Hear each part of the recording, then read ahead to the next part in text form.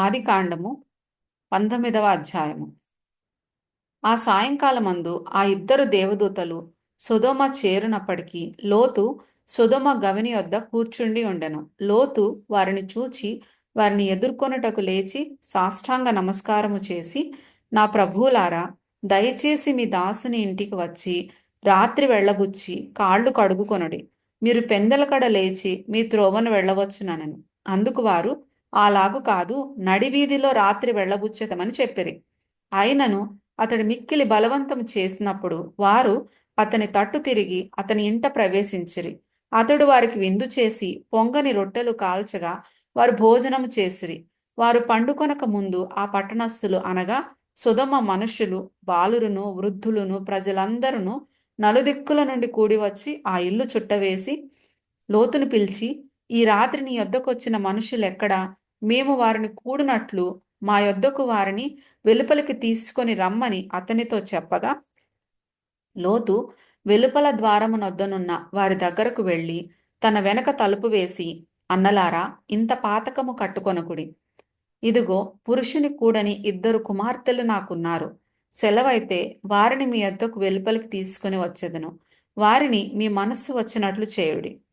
ఈ మనుషులు నా ఇంటి నీడకు వచ్చి ఉన్నారు గనుక వారిని మీరేమీ చేయకూడదని చెప్పినప్పుడు వారు, నీవు అవతలికి పొమ్మనిరి. మరియు వారు, వీడెవడో మనలోనికి పరదేశిగా వచ్చి తీర్పరిగా నుండ చూచుచున్నాడు కాగా వారికంటే నీకెక్కువ కీడు చేసేదమని చెప్పి లోతు అని ఆ మనుష్యుని మీద దుమ్మిగా పడి తలుపు పగలగొట్టుటకు సమీపించిరి.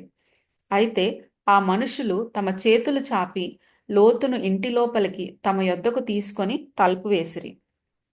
అప్పుడు వారు పిన్నలు మొదలుకొని పెద్దల వరకు ఆ ఇంటి ద్వారము దగ్గరనున్న వారికి కనుమబ్బు కలుగచేయగా వారు ద్వారము కనుగొనలేక విసికిరి. అప్పుడు ఆ మనుషులు లోతుతో, ఇక్కడ నీకు మరెవరున్నారు? నీ అల్లుని, నీ కుమారులను, నీ కుమార్తెలను ఈ ఊరిలో నీకు కలిగిన వారినందరినీ వెలుపలికి తీసుకొని రమ్ము. మేము ఈ చోటు నాశనము చేయవచ్చితిమి.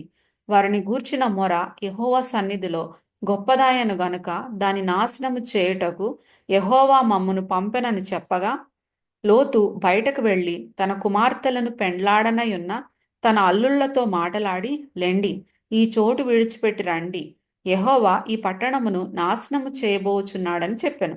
అయితే అతడు తన అల్లుళ్ల దృష్టికి ఎగతాళి చేయు వాని వలె నుండెను.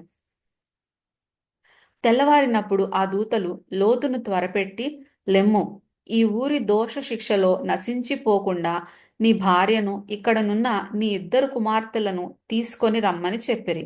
అతడు తడువు చేసెను. అప్పుడు అతని మీద యెహోవా కనికర పడుట వలన ఆ మనుష్యులు అతని చేతిని, అతని భార్య చేతిని, అతని ఇద్దరు కుమార్తెల చేతులను పట్టుకొని వెలుపలికి తీసుకొని వచ్చి ఆ ఊరి బయట ఉంచిరి.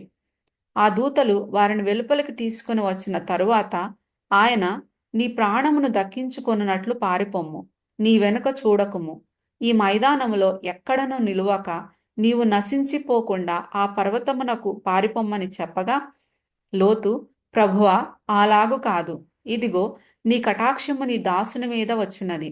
నా ప్రాణము రక్షించుట వలన నీవు నా ఎడల కనపరిచిన నీ కృపను ఘనపరిచితివి.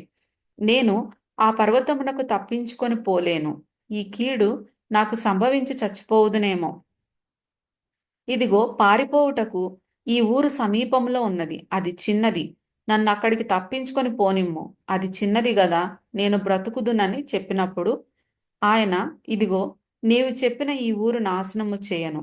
ఈ విషయంలో నీ మనవి అంగీకరించితిని.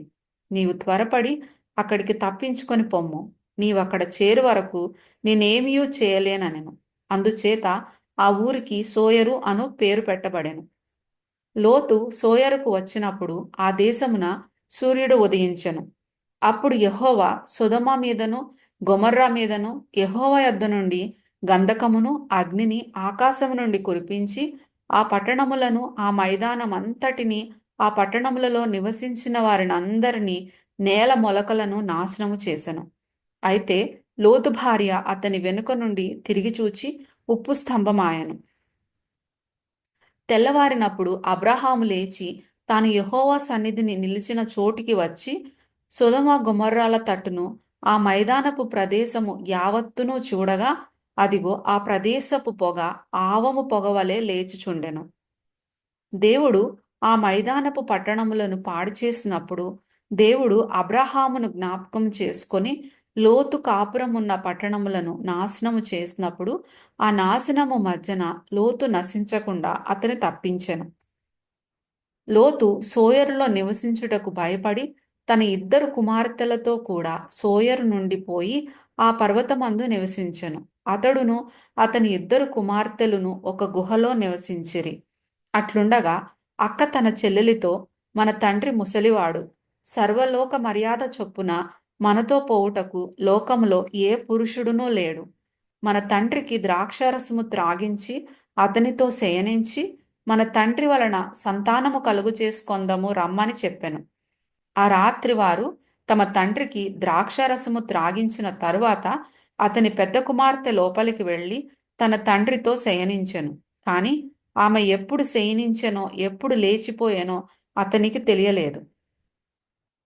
మరునాడు అక్క తన చెల్లెలిని చూచి, నిన్నటి రాత్రి నా తండ్రితో నేను శయనించితిని.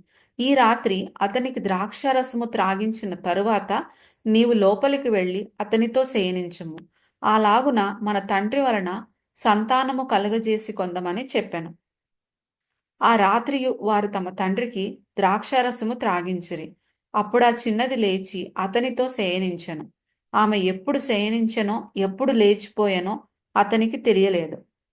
అలాగున లోతు యొక్క ఇద్దరు కుమార్తెలు తమ తండ్రి వలన గర్భవతులైరి. వారిలో పెద్దది కుమారుని కని వానికి మోయాబను పేరు పెట్టెను. అతడు నేటి వరకు మోయాబీయులకు మూలపురుషుడుగా ఎంచబడెను. చిన్నది కూడా కుమారుని కని వానికి బెన్నమ్మి అని పేరు పెట్టెను. అతడు నేటి వరకు అమ్మోనీయులకు మూలపురుషుడుగా ఎంచబడెను.